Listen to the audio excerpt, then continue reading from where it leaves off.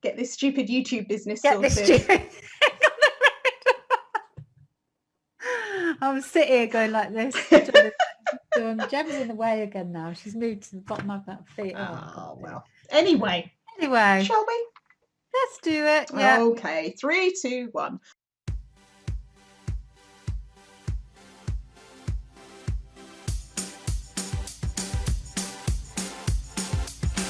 This is Trainer Talk, the podcast, brought to you by Sharon Gaskin of the Trainers Training Company and me, Ginette Tessier of the Get That Gang.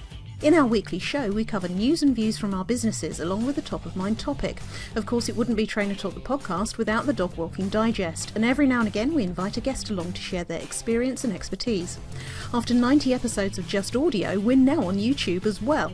So feel free to catch up there. Just search for the Trainers Training Company or the Get That Gang, or download us on audio only through your favourite podcast streamer. So why not sit back with a cuppa, make that journey or chore go a little bit quicker with our weekly inspiration for developing your training business.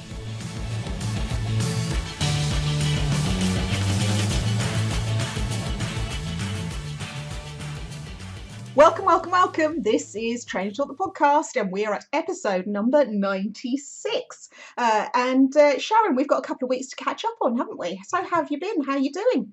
We have, yeah, well, a lot better. Oh, by the way, before we do anything, happy St. David's Day to you.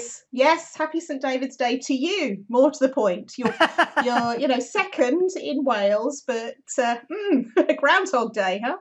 Groundhog Day, but slightly different because this year we've got a bunch of daffs from the milkman. Oh, that's very sweet. You've made friends now. Nice. Yeah, that was really lovely. That is lovely. Definitely. Of course, we didn't have the milkman this time last year because we only started to have the milkman when we went into lockdown and realised we didn't want to go to the supermarket. So, so we got the milkman. But yeah, it's very nice. Oh, lovely.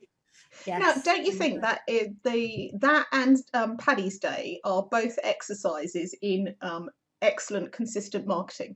Because I can tell you when St. David's Day is, and I can tell you when St. Patrick's Day is, obviously the 17th of March. Couldn't tell you when St. George's Day is. And Scotland, what's Scotland's one? St. Andrew? Andrew's Day. St. Andrew's Day. St. George's Day is the 23rd of April, isn't it? Is it? I have no idea.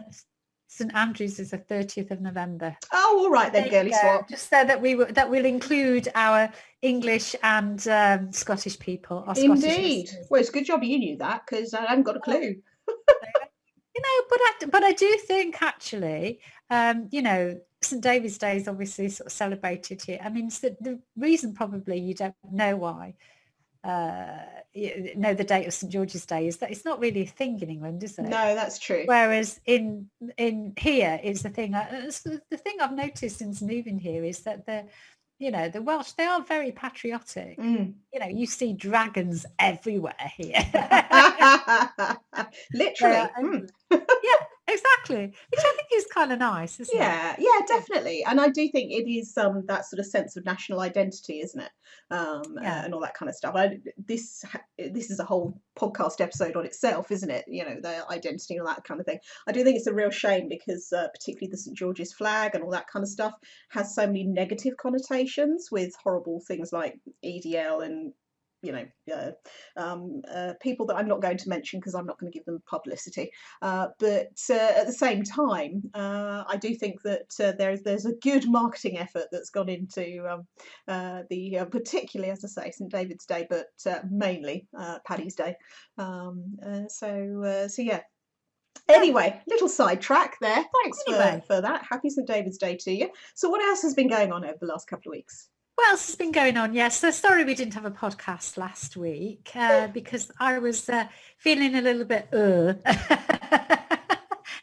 We believe in being honest here on the podcast, don't we? Absolutely, we do. Absolutely, we do. And if it hadn't been you, it would have been me because I was feeling a bit blur the week before. And it's I'm going to say it's one of those things. It's not one of those things. We know precisely what it is, don't we? We do. Ladies of a certain age. But it's one of those things where I think sometimes it's really good to recognise, is this something I can power through? or is this something where I just need to let myself off the hook and be a bit kind?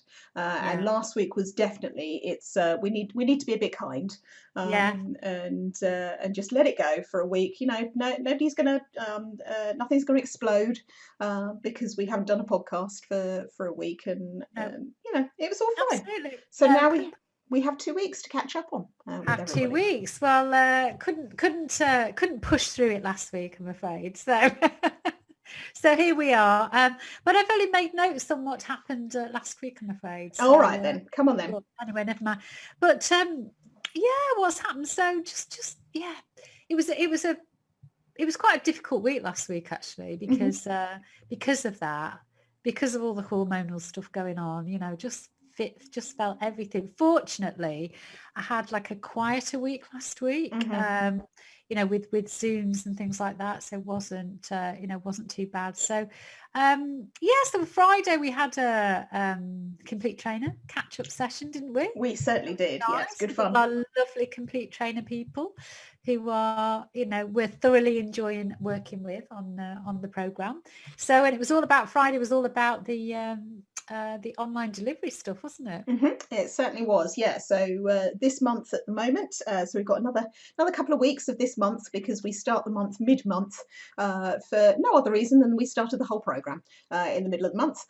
So we have 2 weeks at the end of the month, and then 2 weeks at the beginning of the month, which makes 4 weeks of concentrating on a particular module, and this one is all about online delivery. Well, I mean, it's entitled delivery, so we do talk about other delivery types, which of course is mainly face-to-face, but it concentrates mainly on online training, because that's the thing that is the newest skill set for people, and particularly pre-recorded online delivery. But what I'm really loving about the group of people, and the ones that are able to be in and working with us in real time, if you like, at the moment, is the light bulbs that we're seeing, and the sort of the work and the effort and the commitment that they're putting in to get to where they need to get to, and bringing us the questions that they are, which is fantastic. So we've still got a lot going on around niching, which is great, because you know, it's a really important Keeps step. popping up. It does, but that's because it's so important, and you know, people want to get it right, and it is. I still distinctly remember being in the position where, you know, initially it was kind of scared to niche, and then thinking that I had got my niche, and then realizing that I was nowhere near it, and niching down again, and then niching down again, and then actually sort of expanding back out again, but expanding back out within the niche. And that, I think, it's just such an interesting J-word to go on, and I'm getting so vicariously excited for these people who are all working through this stuff. It's brilliant. I love it. Yeah, there's light bulbs definitely going off, you know. For sure, definitely. for sure. Yeah. Okie dokie. So anything else of note? How's Jem? Enjoyed that. Oh, Jem is all right. Yes, we'll come on to that on the dog walking section. I tell you what, one thing that happened actually last week, which you'll probably find quite amusing, but I found it really shocking. So I signed up for a free webinar last week via SiteGround. So obviously SiteGround are the people that host my website.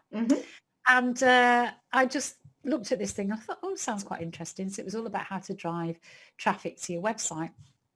More on that later when we come to top of mind. So you can see where my thoughts have been this week. Yeah, I like it. And this thing popped up, and I thought, okay, I could do it. It was at 5 o'clock. Bless you. Thank you. So I did, and I thought, I'm not going to watch the recording. I'm going to show up live because I can do it. So I did. Anyway, so this guy started off, and it was on public webinar. It was on Crowdcast, and people can put in the chat as people as they're watching. Well, one particular person kept commenting in the chat about, I thought this was going to be telling us about how to drive traffic to the website, and I'm still waiting for you to get there, and you keep saying I'm going to tell you about that in a minute, and I'm still waiting. And he just kept going. I thought, there's a real sort of troublemaker here. And then other people started to kind of jump into this, and honestly, it was like this whole thing was happening in the chat about laying into this poor man who was doing this webinar, and then it got quite abusive, Dear. this is really boring. I think I need to get off and do something else now. And I've got better ways to spend my time and all this thing. And it was weird because I couldn't concentrate on what this man was saying because I was so busy watching this ridiculous argument. And I kept thinking, well, one, I kept thinking, how rude, how rude, how abusive, how, and if you don't like it, then why are you still here? You keep saying that you're going to go off and do something else, but you're still here and all that kind of stuff. And actually, this is a free webinar. So you've been given free information here. There was no selling of any kind. Actually, if they'd have bothered to stop typing stuff in the chat and listen to what he was saying, they actually could probably pick up some, some information. But I was just appalled. I was absolutely appalled. And I left in the end, not because I didn't want to listen to what the guy was saying, because I was so sick of this ridiculous baiting that was going on in the chat. Yeah. What do you think about that? Well, bless you. Bless you, bless you, bless you. Yes. Trolls. Gotta love them. Those people that have got nothing better to do than to see what trouble they can cause and see how many people they can gaslight is what they're trying to do effectively. And I agree with you absolutely. If somebody is sitting there going, God, this is so boring, I'm going to leave. Well, go on then. Bye-bye now. And why announce it? I know. I know. Leave. Completely. And people do it in Facebook groups as well. I'm so fed up with the direction this Facebook group is going. I'm going to leave. It's like, well, by the time you type that, you could have gone. It's like, what's the point in doing it? And I've had it a couple of times in the Facebook group, or one of the Facebook groups that I run, which is kind of, it was never set up intentionally, but it's kind of grown. It's got more than 2,000 members in it now. Not all of whom are engaged, but every now and again I get a little trolley type that pops up, and I keep the group very, very clean insofar as it is specifically there to help people with a certain thing, and anything that's outside of that, I remove the post. So there's no promos, there's no nothing like that at all. It's just come in, ask your question about this particular tool. We will try and get an answer for you. The community will try and get an answer for you, and that's it. But the moment I get anybody that's kind of, oh, well, this is a rubbish tool in the first place, you'll be much better off using this thing. It's like, no, I'm not having that, because that's not what this group is about. This is not a comparison group. It's not a group where people compare the different tools that are available. It's specifically for using this one tool, and that's it. I had somebody once who I called him out for writing something, and he came back and said, actually, I did answer the question and blah, blah, blah. And if you knew what you were talking, and started personally attacking, or tried to personally attack me. So I said, right, okay, I've politely asked you to amend your post, and you haven't. Instead, you've chosen to personally attack me. I'm leaving this up here so that everybody else can see what happens. You are now being blocked from the group. Goodbye, troll boy. So blocked him out. And then he tried to leave a review on Get That Course Online page saying, this person absolutely hates feedback, won't take feedback, and they don't know what they're talking, and all this kind of rubbish. To which I responded by laughing and saying, listen, you tried to personally attack me when you went against the rules of my group. That's why you're a troll boy. Goodbye. Like this. And it never got passed, never got through, never got out into the road, into the world. And it's just like, these people are doing it because some of them have an overinflated sense of self-worth and entitlement. And some of them are doing it because that's what they do for fun. And it's one of those things where, absolutely, it can really distract you from what you're trying to do. And I do have some sympathy with people, and I've done it. I've turned up to a webinar expecting to be told about one thing, and it's like, okay, they're going to get to the point in a minute. But I've never put in the chat something that's along the lines of, well, this is really boring and you haven't got to the point yet, so I'm off. I just leave. Because it's kind of, well, you haven't got to the point, so I'll go. It's, and I'll, if I get the recording, well, then I can fast forward through the recording and see if there's any snippets in there. I'll tell you when we come to talk about my couple of weeks. I've been in a challenge, a 5-day challenge thing. Just a little bit of competitor research. I say competitor, I mean this guy is like, light years away from where I am. But yeah, it's interesting how some people react to this stuff, isn't it? It is. Well, I just, I think it just offends so I always consider myself to be quite a respectful and polite person, and it just offends. I just kind of, I know. I don't get how people can be like that. Yeah. It's just like, I know. how rude, and you see it, and it's not just, I've never seen it before in a live webinar. That's what really shocked me. And I've seen it, you see it on Facebook all the time. Oh, Don't you? yeah. I mean, the vaccine debate Oh, is, God.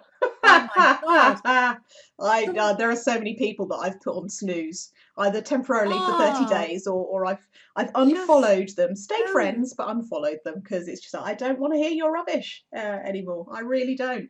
It's just, it's not scientific. People that they clearly don't know each other. They respond to it just can be a link, and I think a lot of these news sites, they ask deliberately inflammatory questions. Of course they do, yeah. To get a reaction. But then you get thousands and thousands of comments, and they're having their own arguments about the vaccine, and most of them are illiterate and uneducated, can't spell properly, and oh my God, I just find it quite staggering. Trigger warning, yeah. It's like, well, I'm just so rude. Yeah, I know. But I mean, again, anybody that is an insights practitioner will understand very well at this point that Sharon's rather heavy on the green, and a lot of these people are quite red in their energy preferences and how they communicate, and go about establishing their presence in the world. Let's put it that way. As well. Yeah. Not how I would do it. No, not at all. But that is why you are so successful in building a community. See what I did there? See what you did there? Yeah. As opposed to just having sort of, some kind of transactional membership group. You want to talk about that? Do you want to? Yeah. Indeed. Is that going to be coming soon? I think so. I think so. Yes. Yeah. Yes. So we'll reveal that. We better do the sales page first. Well, yeah, getting there. I do have something to show you actually on that. Okay. We're just talking shop here, listeners and viewers. Don't worry about it. But yes, we will. Or will be revealed very soon. Very soon, if I can get my teeth in, clearly, because I can't talk at the moment. Anyway, anything else from your? No, I think so. That was my week. Okay, really. okay, all right. Yeah, so I've had an interesting couple of weeks actually. So sort of highlights really, rather than everything that's going on. Still lots of stuff going on, doing lots of reviews for people at the moment, which is really nice, because it's great that people are having that sort of spring clean type feeling. And in addition, I'm sort of making progress on getting my website sorted and up and together and what I want to do and all that kind of stuff. But what I've also been doing, which I think we've mentioned previously anyway, is I am studying to be a certified master persuader at the moment. You are indeed. Yes. Yeah. So today is the third week it's a 12-week program, and so the first week we had to learn about a specific aspect. It's all sort of put into quadrants. So we're on quadrant 1 at the moment.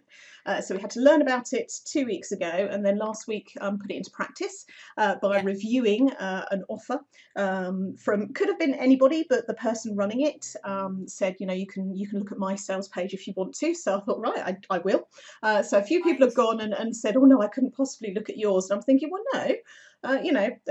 This has got to be the ultimate test, right? Is the person that's teaching us all about this stuff. If we can do a review of their page, then that will really sort of help us to cement what is and what isn't there, and get the learning in and all the rest of it. So I did it, and got a lovely message back from the from the person running it, going, oh my God, you were much nicer than you could have been. I want to run away and redo my entire sales page now, and all the rest of it. And obviously, this this is Bushra Azar. She is a multi-millionaire. So the sales page isn't that bad, but when you look at the sort of the way the offer is constructed and all that kind of stuff, there's definitely room for improvement, and that I think is a fantastic lesson. She's got an 8-figure business, right? And there are still things that she's learning about what to do and where to put things and how to improve and all the rest of it. So there's no excuse for any of us really to sort of sit back on our laurels and go, yeah, done that, don't need to worry about that anymore. Which again kind of links to what we're going to talk about top of mind, doesn't it? Yeah, So that was absolutely. that. And one of the other things that I thought I would do is some of the people were mentioning sort of people that they follow online and people that they think have got some good stuff or good ways of going about things, that kind of thing. And one of them was a guy I've come across before but never really taken much notice of, is called John Assaraf. And he runs something called Neurogym, so neurogym.com. And Right. he was doing a 5-day challenge, which was all about, I can't remember, breakthrough business challenge, I think, something like that. So that's why I said it's a little bit of competitor research, although again, this guy is sort of, multi millionaire and been doing this stuff for 40 years. So I might learn a thing or two from him. So it was partly to see how he was going about doing his challenge and how he was the sales process, so his upsells and all that kind of thing, and how he was taking people through it and what the email sequences were, and partly to go, well, do you know what, if I yes, it's all about mindset stuff, and I have plenty of places that I have learned that stuff, but also hearing somebody else's perspective about the same thing can bring new insights. So I thought, well, I'll do it from that point of view. And what I've done is I've got the replays of everything, because I couldn't listen to all of it at the time. But it was great, just sort of, taking that on board and listening to some of that stuff. And when I was able to tune in, just picking up a few bits and going, yeah, see, I did know that, but what did I do about it? So it was great because it stimulated all sorts of things for different videos that I was doing in the Get That Gang and that kind of stuff. So that was that. So that's been really interesting, and I've got those to review at some point as well. And he had some really interesting ways of building that up as a money-making vehicle, even though the challenge itself is like $47, I think, something, so 32 quid, I think I was charged. It was nothing really for the amount of training that was in there. If you sort of set aside all the additional kind of, by the way, you want to really upgrade to the next level at the end and all the sales stuff, well, of course you're going to expect that, aren't you? But fascinating, lots to learn besides the actual stuff that he was teaching. So that was that. And then also I have picked up my new occupational glasses, right? I now have 3 pairs of glasses. Here we go. I have been wearing glasses for distance since I was about 11. And so I wear them for driving, I wear them for watching the TV. I don't tend to wear them in front of the computer because it's not that far, and actually, as I've got older, my eyes have found it more difficult to adjust to different distances. So if I am watching from a distance, my existing glasses are absolutely fine.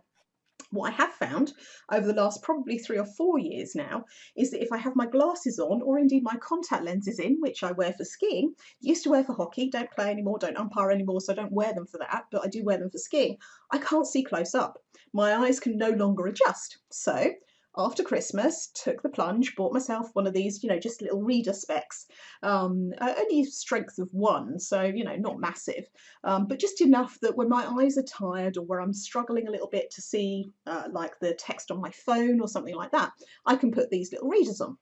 All well and good, fine, no bother.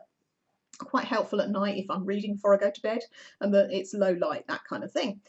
So I got a call from Specsavers 3 weeks ago now, something like that, saying, oh, you're due for an eye test. So, oh, all right, okay, fine. She said, we are open and here's our, what we're doing about COVID and blah, blah, blah.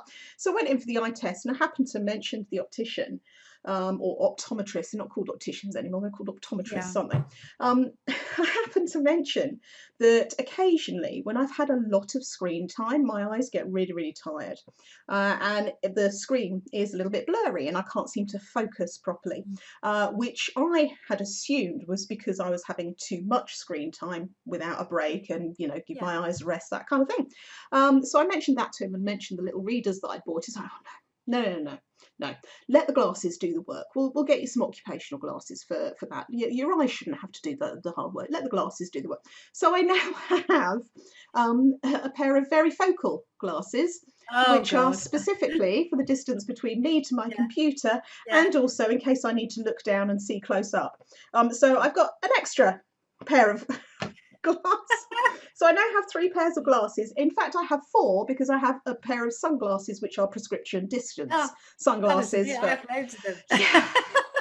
And it's just, for God's sake, how ridiculous is this? Because the thing is, it's not now, because my eyes are older now, I can't get very focal contact lenses.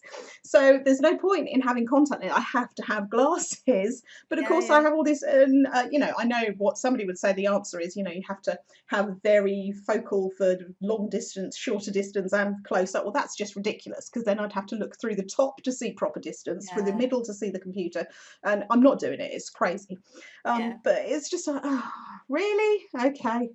But I have to say, it's taken me a little while to kind of get used to them. But every now and again, and I'm trying to sort of wear them every day, apart from the weekend. I didn't wear them at all over the weekend, but I'm trying to wear them for a little bit every day, because he did say, try them for 3 months, and if they don't help, then, you know, come back and we'll see what's next. But I have to say, every now and again, it's just like, actually, my eyes are feeling a little bit tired, so I'll put them on for a bit. And once I get used to where I can look, I can't just look straight ahead and then glance down. I have to actually look down, because otherwise I'm looking through the wrong part of the lens, so it goes blurry again. And it's like, oh God, that, and having to get used to when I've got my readers on, I can't look up, I have to look over the top of them. And then when I've got my distance glasses on, if I want to look close, I have to look underneath them. So all these different movements I've got to learn just to accommodate all my different pairs of glasses. It's crazy. But I quite like them. They're similar colour to yours, actually. Yeah. There we go. Oh, lovely. Yeah. They're very nice. They're all Very right, nice. aren't they? They're all right. Yeah, very nice. So Yeah, I didn't get on with varifocals at all. Didn't you? I mean, I didn't ever order any, but I think I tried some in the optician. I thought, oh no, that's way too much for way too many movements for me to get my head around there. So I'll just have 2 pairs of glasses, please. So I'm the same. I have to have these for reading and the computer. Then I have to have another for like this, only for driving, really, because when I walk about, I don't need glasses, and if I'm out dog walking or whatever. Yeah. It's just really for driving. So I have distance glasses, which are another pair. And then the same with sunglasses, because I have to have sunglasses for driving. There's a distance, sunglasses for reading. Exactly. Well, I mean, that's the other thing. I haven't even thought about having different pair, like sunglasses like these for reading, or I mean, I wouldn't do computer work in the sun, but I might read in the sun, so I probably need a pair of reader. You do, sunglasses. You'll need that. And so 5 pairs so then. Great. They insist on, I always have to have at least 2 pairs of reading glasses at any one time, because if you lose them, you're absolutely buggered. So you need to have backups.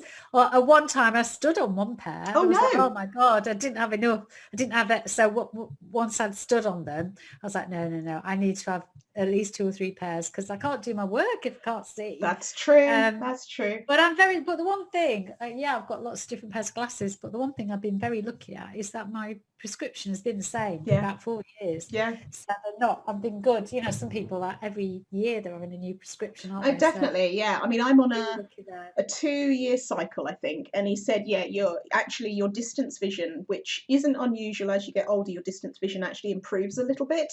But he said it's not enough to change your prescription on your main glasses. And I have to say, the cynical part of me thought, oh, right, so because I don't need new glasses for distance, you're going to try and sell me a different pair of glasses, so you still get the money coming in.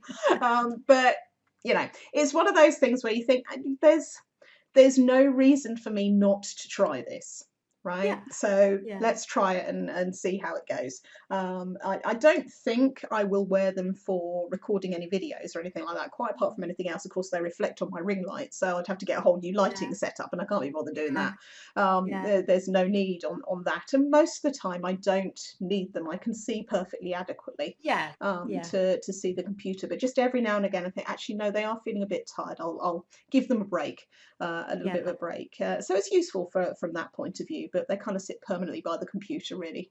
So that's kind of the highlights, apart from stuff we've already mentioned of my last couple of weeks. So there we go. Shall we move swiftly and smoothly into our top of mind topic for this week? Yes, we shall indeed. Well, you mentioned spring cleaning. Yes. That's probably a better topic than mine, which is you know, which is sort of paying attention or close attention to detail. Oh, this sun is driving me It crazy. is. Do you want to adjust and rather than leaning on your chair, adjust your chair and your computer again so we can get you in the right spot? I don't think I've got much of a... You haven't got much further to go. Right, that works. That works for now. Oh, that is the problem when you start, because the weather has been so awful that I haven't had it. But last week when it started getting sunny, I was like, oh, I remember what it was like this time last year now. And I suffered for months, you know. Yeah. So I'm going to need to have to get blinds sorted. Well, we do have blinds, but the problem is we don't have blinds in the top windows.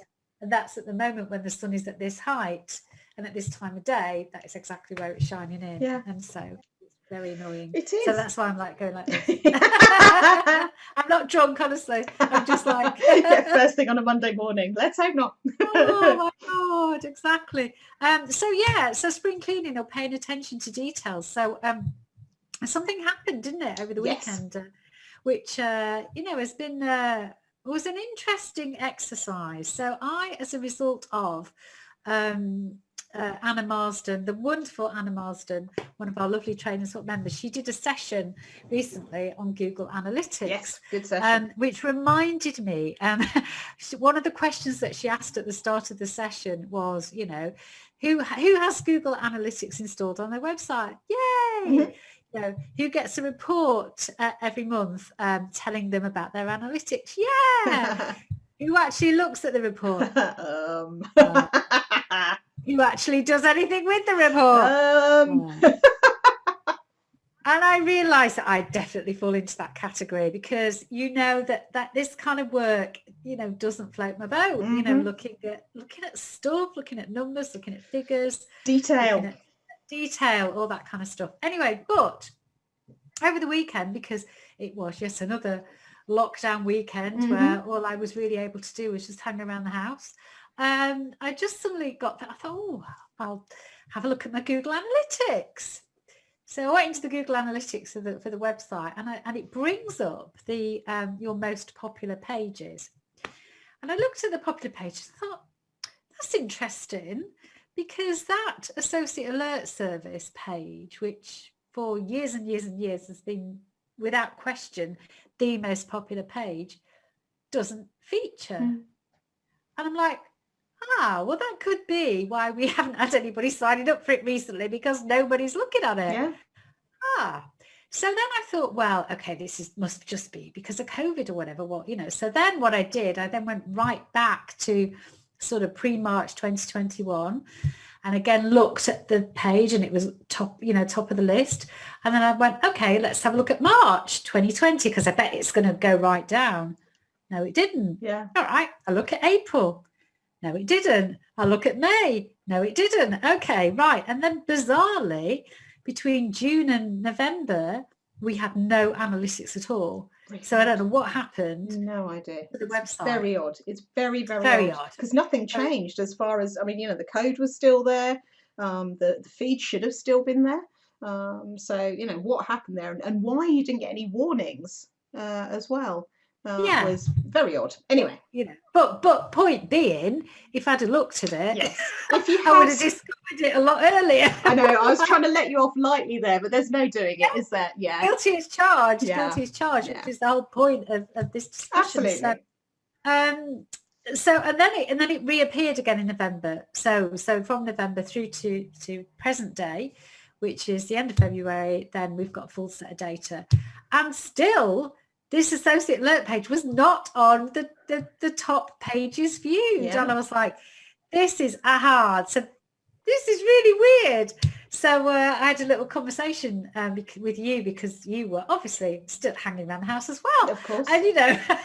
Nothing better to do. And I said, didn't we change the name of that page? Because it used to be called Freelance Trainer Looking for Work. And now it's called something different. And that led to a whole series of, oh my God, yes. What was your take on it? Oh, yeah, for sure. So when you were saying, the thing that sprung to mind was the time previous to this where we'd refreshed the website. I remember having the conversation with you that said, don't change the URLs, the names of the pages, because they're really popular. And then for some reason, when the new structure came through for the website, we had originally 3 pages for the associate alert. So one was the main page, which was this looking for work page. One was the page about the associate alert itself and recent opportunities. And the other one was for training companies looking for trainers. And for some reason, only 2 of the pages made it through. And the one that was top of the tree for popularity, looking for work, never made it through. Didn't even think about it in everything else that was going on, because this was a complete overhaul. It was like, right, that page, we've got recent opportunities, haven't changed the name of recent opportunities because I remember the conversation with Sharon, so we'll keep that. And that one goes there. And then we've got looking for trainers, and that one goes there. Yep, brilliant, great, no problem. And then as soon as you said about this other page, it's like, oh yeah, there was a 3rd page. What's happened to that one? So found it. The page was still on the website, but hadn't been put into the new design and hadn't been added into the menu structure. So even though people could still get to it, because it wasn't there in front of them, nobody was clicking on it. Because it wasn't part of the navigation. So it was a relatively easy fix to do in terms of just bringing it up to the new design. We had to add a few extra bits in, didn't we, to make sure that it properly represented the huge value actually that associate alert subscribers get, and sort of, you know, a few bits and pieces in there, and obviously update the payment links, because they were going to the old Kajabi system still, and then replace it on the website. So you and I both sitting here, fingers crossed, that it will come back to the top of the tree again, because it's now properly represented on the website, which is good. But it just goes to show, you know, if you keep an eye on these things, then you can spot them when they happen, and you know, sort of catch these little bits that don't make it through. Because you were saying, has this page name changed? No, I definitely didn't change the name of the page, and of course I hadn't changed it to the name of any pages. It's just that page hadn't made it through into the new refresh, but all rectified now. So all rectified now, so thank you very much for doing that. No so worries. Promptly on Saturday. But you know, I guess the moral of the tale here, you know, the wider point is really that, you know, how easy it is to just sort of not be on top of those things. And you know, if I hadn't have had that thought on Saturday and started delving down that particular rabbit hole, I could still be sitting here. It may not be that. It may not be that why we have this particular problem, but I'm kind of thinking it is. Yeah, I agree. It seems to be the most obvious thing. But you know, but how long? I mean, this has been going on since, you know, for months. So sort of about 8-9 months. You know. Well, yeah. I mean, the issue with there being no Google Analytics data at all between June and November. I mean, we're both, that's a mystery. No idea about that one. But I think from November, why this page dropped off is because it wasn't there. So we know that for sure. We can fix that bit. So I think the question now is to get it into your routine to look at the Google Analytics every month, just so you can catch these things earlier. And then if you get a month where there's no data coming through, it's like, well, hang on, why is this? And what's going on? Because I shouldn't think there's anybody that would be able to let you know exactly what had happened and why there was no data coming through. I mean, Google would probably turn around and say, well, you know, you didn't have the tracking information on your website, but we didn't change any of the tracking information, didn't take it off. It was exactly the same from May to June, and yet May we've got figures and June we don't. So you know, who knows? But you know, it is so easy to just to not look at those things because they're not, you know, they're not top of your priority list. That's true. But actually they should be.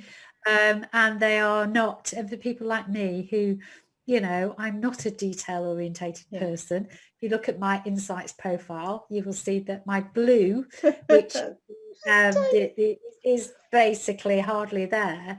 So it doesn't float my boat. So for somebody like me, then it's always going to be hard to, you know, to do those things. And I think what I have been guilty of, because I've now got lots of different people in my team doing lots of different things, it's actually, which is really nice in one way, because it means that you, in your head, you think you don't have to go and look at those things, but actually you do, because you're, as the business owner or the CEO of your business or whatever you want to call yourself, you are still responsible for that. You shouldn't assume that people are doing things, and you know, there's all that kind of things. It just taught me a little, and I thought, I need to I do a bit of spring cleaning. I need to get on top of things. I need to sort of have my eye on the ball. I need to look at, things. I mean, I know Shane is very good at looking at things like failed payments, but all those little things that you just sort of think, what else? It's got me thinking, what else is there in my business that I need to pay attention to that potentially could be having quite a big impact without me really being aware of it. Yeah, for sure. And it also sort of got me thinking about little things about closing the loop on certain things and keeping an eye on stuff and just making sure that, okay, it's all very well getting this set up, but what about it's the ongoing stuff, isn't it? The keeping an eye on it. And I think you're absolutely right. I think you don't or you shouldn't abdicate responsibility as the business owner, but there is a difference between paying somebody to do a specific job and letting them doing it, and then wasting your time going around and checking every little thing. That's not what we're talking about. What we're talking about is just keeping an eye and going, right, I'm expecting this to have happened. Has it happened? Yes, brilliant. Or no, it hasn't. Okay, I need to look a bit further as to why it hasn't happened. That's the level of sort of oversight, I guess, that we're talking about. Because outsourcing is absolutely something that you have to do, but you have to trust the person to do what you've asked them to do, but also not to the extent of just not checking the result of what you've asked them to do is what you're expecting. Because if it's not delivering what you're expecting, then how do you know it's working? How do you know it's worth paying the person to do that thing in the first place? So yeah, there's always a so lesson. There you go, spring cleaning. yes. What are you spring cleaning this week? Hey, listeners? Yes, do tell. All right, so on to the Dog Walking Digest. How's Jem? Well, she made an appearance just now. She's down at my feet, and now she's wandered over to the sofa. But so she's I think we're doing a little bit of retraining with her because this business of going out in the next week, well, when she has other half at the weekend, honestly, she barely goes out. She goes out once, and I've come to the conclusion that certain people are probably stricter than other people in this house. So I decided to because I was back on the sofa, because we've got this arrangement now where I do Monday to Friday, Sunday to Thursday, and he does Saturday and Sunday night. So Friday night and Saturday night. So last night I was obviously back on the sofa again with Jem, and so I put it to the test. So instead of when she started snuffling around at sort of 1 o'clock and padding around, and I just thought I'm going to lie her and I'm just going to ignore her, and I'm just going to I could hear her, and then eventually I heard her and I was like, I think she's gone back to sleep. She did. And then she woke up again at 3:30, and she was a bit more insistent this time. I thought, oh, okay, that's fine. So I did let her out at 3:30.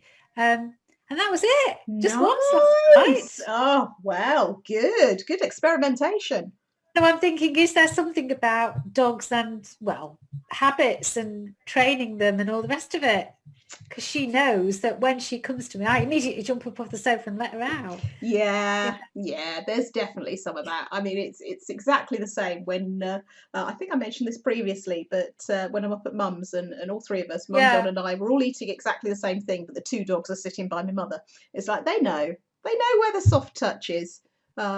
Cheese and biscuits. Yeah, we'll get some cheese from her for sure. It's like, don't even bother looking at me or looking at John, because it's like, no, we're not going to get anything from them. Let's go straight to the source where we're definitely going to get some food. But yeah, they know. They know. Of course they know. I know. So we're going to do a little carry on with my experiments and see if I can just get away with getting up once. Yeah. That'll be nice, because I think this was adding to my woes last week, because on top of all the hormones that were raging around my body, I was getting up 4 times in the night as well, which was just not really making me feel fantastic. No, that's not going to be conducive to feeling great the next day, is it? And sleep is so important. So for sure. Yeah. Well, It's good that your experiment has been successful so far. We look forward to hearing how it An continues. update next week. Yes. Definitely. Well, last time I think we talked about the dog walking digest. On the last podcast, I was talking about Mum's dog Copper and how he'd not been very well, and steroids and all the rest of it. Vast improvement now, which is great. And he's now starting to get back up to doing proper walks and that kind of thing, because it was really bad. And he's still got a little bit of swelling in, I think it's his left throat gland, left or right, doesn't really matter. You know, he's still not 100%, which we knew it was going to take a long time to recover, but he is responding to the medicine, so that's all good, all fine and dandy. Scamp, on the other hand, not ill at all, but getting increasingly strong when trying to chase cats. So the other day, was it Saturday morning? Yeah, it must have been. Got his collar on, got his lead on in the morning to take him out for his morning walk, and we got in and we go past my bit of garden to get out onto the main road to go down to the park, and there was clearly a cat or something in the garden. Now the way the sun comes round, it shines directly in your eyes when you're standing kind of in front of the garden, so the road's here and I look this way to get to the garden, and the sun is right in my eyes, so I can't see what's going on, and I've got some sunglasses on, but I'm trying to, you know, he's obviously straining because there's a cat in the garden. It's the only thing that would make him strain like that. And before I'd got the opportunity to bend down and you know, release the lead so he could at least chase after this cat, because otherwise he'd throttle himself, his collar broke. So it's like, oh no. Okay, so he, you know, he managed to break the little pin that holds the buckle onto the collar itself, the fabric. So it's like, great, brilliant. Okay, so I had to take him back inside. It's like, do I have a spare collar? I'm sure. Have I got? And of course, I've still got the very old Dogs Trust collar that they gave him when I first got him. So it's like, right, okay, you'll have to wear that and go out. So I ordered him a new collar and lead over the weekend, and for various reasons got it sent to Mum's house because then it comes straight away. But the calculations, I'd measured his neck and I'd measured his old collar. Right, so according to them, this is the calculation they want, and that's the size of collar I need. No, far too big, but this thing's leather. Luckily, so it's only one size too big, so I've managed to punch an extra couple of holes in it. I still might buy the size down anyway and just have this one as a spare one. So it's funny because obviously he couldn't care less what collar and lead he's got, but it's like, no, he has to be smart. I'm not even going out in his Dogs Trust collar. So it's beautiful little sort of, I'd call it cornflower blue maybe. It's not light blue. It's probably actually a similar colour to the wall behind me, thinking about it, but it's very nice, but obviously it's leather, so it needs to break in a little bit, but yeah, so he's got his smart collar on, smart lead and all the rest of it, and so yeah, so his owner's happy even if he couldn't care less whether he's got a collar and lead on the match or anything like that. So that was a bit of fun and excitement for him, but now the evenings are getting lighter. He's definitely going to start asking for his third walk a day, and it's like, oh, can I get him to hold out until restrictions have lifted, so that you know, because I can take him for a couple of walks and not see anybody, and that's fine, but with the lighter evenings and with people going back to work and all that kind of stuff, it's going to get increasingly difficult to not take him for a third walk, because he'll want to. But I've been trying to sort of wake up a little bit earlier, because of course at the end of this month the clocks go forward, so we lose an hour, and I keep thinking every time I wake up in the morning, right, it says 7 o'clock, but actually it's 8 o'clock, or it will be 8 o'clock in 4 weeks, right? Okay, and trying to get out, not working so far. 1st of March, and already I haven't succeeded in what I'm trying to do. So we'll call it an experiment, and we'll try again tomorrow. But the whole idea is that I gradually get the walk earlier and earlier, so by the time the clocks go forward, it just feels like normal to be going out at that time. That's the plan anyway. Not done brilliantly so far. But there we are. All right. There we are. Right. Okay. Well, I think we're done for this week. I think we are. I think that was quite a long one, actually. Yeah, well, that's okay. We had 2 weeks to catch up on. Actually, it's not too bad. Just over 3/4 of an hour, so that's all right. Yeah, That's not all too right. bad. Brilliant. Well, thank Okay. you as always for your time, patience, your attention, lovely listeners, lovely viewers. And sorry about Sharon having to do the sun dance. It's like- She'll be right over like this eventually on that one. But we will see you again next week for where are we? Next week is 97, isn't it? Ooh, Yeah, getting close. episode 97. Close to our centenary. It's very exciting. All right, everybody.